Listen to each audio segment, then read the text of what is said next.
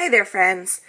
Now we're going to look very closely at our nonfiction book, and we're going to look for the nonfiction features that we've been talking about, captions and labels. So in our book, Sea Otters, as we were reading, I pointed out some of the places where we saw some nonfiction features. Here's our table of contents, which Mrs. Isabella talked about the other day. A table of contents gets your brain ready for reading because when you read each line, it tells you a little bit about what you might find out. For example, built for hunting, page 10. You might find out how sea otters hunt. So I always read the table of contents before I read a nonfiction book so that I can familiarize myself with what I might find out. So as I turn the pages today, we're going to look for the captions and the labels. The big letters up here are called a heading. Sometimes there are maps in nonfiction. And can you spot the captions? Yep, right here. Right below the picture are some words that tell about the picture. So the caption it's actually right next to the picture, or it can be right over here, or the caption can go right over here, but it's not actually part of the print on the page, the text. This is specifically about this picture. So let's find out what this picture is about. Sometimes sea otters live in zoos or aquariums. They might have been hurt or sick in the wild. Otters get help there. So that is telling about this picture. That's obviously an aquarium where people can see them and they get taken care of if they're hurt. All right, let's keep going. Oh, I've spotted a nonfiction feature.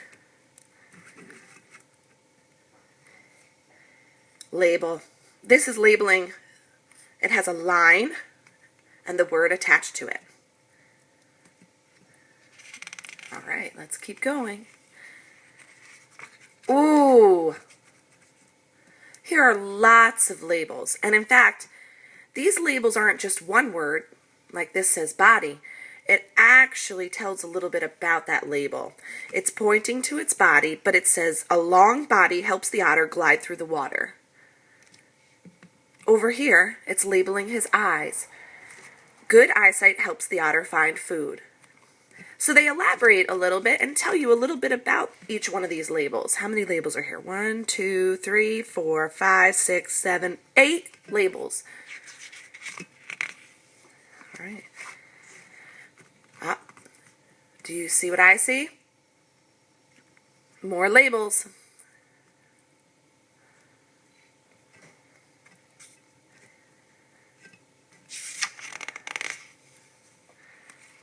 I wonder if we're going to see any more captions.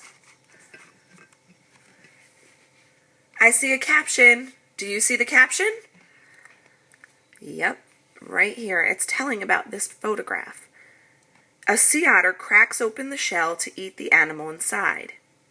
So you can see there's a little shell here. And he's trying to get at that inside, the food inside of there.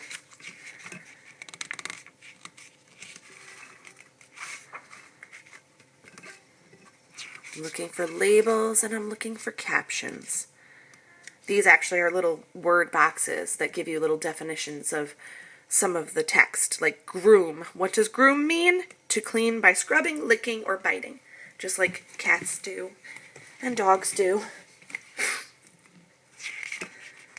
So if I was going to write a caption for this photograph, I would say, this sea otter is cleaning himself. He's grooming himself by licking and gnawing at his feet. That's what I would say for a caption for that one. And maybe a caption for this one, if it didn't have a caption, would be, this sea otter uses his webbed feet to swim through the water. Let's keep going. See a heading. Headings tell you about what the page is going to be about, fuzzy fur. Oh, these are some fun facts. Fun facts about sea otters. I see another caption. A mother otter often floats with her pup on her chest. And that's about this picture. So there's the mother, there's the baby. They're called pups. And they're floating in the water and he's resting on her. So that's why that caption says that. Let's keep going.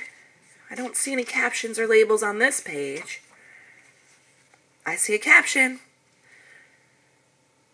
A scientist weighs a sea otter at the Monterey Bay Aquarium.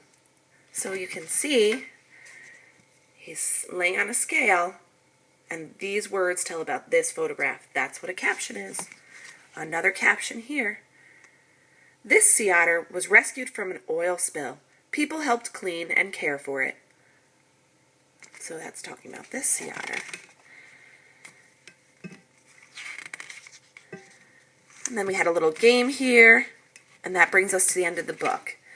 This is called a glossary, even though it's not labeled a glossary. And the glossary you'll find out more about tomorrow. It kind of gives you definitions for words. All right, friends. Now, then what you're going to do, now that you know what captions and labels are, is you're going to use our activity sheet, which had these animals on it. We had a frog, grasshopper, a skunk, a spider, a raccoon, and a bat. And then we gave you some captions. You're going to cut apart your captions and glue them onto paper with the matching photograph that goes with that caption. Okay? And for fun, you can look through books yourself and find pictures and give captions to them. Okay. Write your own captions for a challenge. For the labeling part, you're going to take what would have been a picture in a nonfiction book or a diagram, and here's the spot where you're going to put the labels. With the lines attached to them, the words are on the bottom to help you spell them, and you're going to label this lion. So we're just practicing. We're practicing making labels and captions today, and later in the week we're going to have a fun scavenger hunt to try to find nonfiction features in books. Okay? All right, everybody, have a great day.